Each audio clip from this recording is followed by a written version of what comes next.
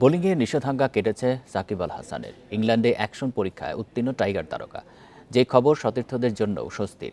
সাকিবের অলরাউন্ড নৈপুণ্য দেখতে মুখিয়ে শেখ মাহেদী। বোলিং নিষেধাজ্ঞা উঠে যাওয়ায় সাকিবকে বিবেচনায় রাখতে পারে বিসিবি। এই ঈদে জামা জুতো অ্যাকসেসরিজের ডিসকাউন্ট।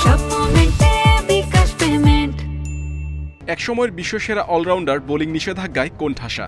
জাতীয় দলে জায়গা হারিয়েছেন, বিদেশি লিগে শুধু ব্যাটার সাকিবের ডাক আসেনি। ক্যারিয়ারের পরন্ত বেলায় সাকিব যেন ঝরে পড়া নক্ষত্র।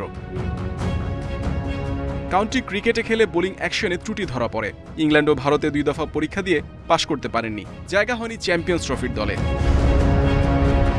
ফাইটার সাকিব তো চ্যাম্পিয়ন ক্রিকেটার, কঠোর পরিশ্রমে ভাগ্য ফিরেছে। রোজা রেখে নিয়মিত 4 ঘন্টা করে অনুশীলন করেছেন সাকিব। বোলিংয়ে ছাড়পত্র পেতে তীব্র ক্ষুধা ছিল টাইগার অলরাউন্ডারের, ফলও পক্ষে এসেছে এবার। অবৈধ বোলিং অ্যাকশনের দায় থেকে মুক্তি পেয়েছেন ইংল্যান্ডের লাফবোরো বিশ্ববিদ্যালয়ের পরীক্ষায় পাশ করে। 9 মার্চের পরীক্ষায় সাকিবের 22টি ডেলিভারির প্রায় সবই ছিল ত্রুটিমুক্ত। সাকিবের বোলিং নিষেধাজ্ঞা উঠে যাওয়ায় সতীর্থরাও স্বস্তিতে। দেশের ক্রিকেটারকে আবারও মাঠে দেখতে মুখিয়ে মাহিদি। সাকিব ভাইয়ের জিনিসটা নিয়ে অ্যাকচুয়ালি সত্যি কথা বলতে গেলে দেখেন যে একটু টেন্স ছিল আর কি, যে এতবার একটা প্লেয়ার দিন শেষে এত বছর ক্রিকেট খেলার পরে লাস্টের দিকে এসে তার বোলিং একটু ত্রুটি দেখা দিয়েছে। নিউজটা দেখার পরে আলহামদুলিল্লাহ খুব ভালো লাগছে এবং হোপফুলি সে তাড়াতাড়ি ফিরে আসুক এবং আমাদের দেশের হয়ে খেলুক এবং আমাদের ডোমেস্টিক ক্রিকেট খেলুক।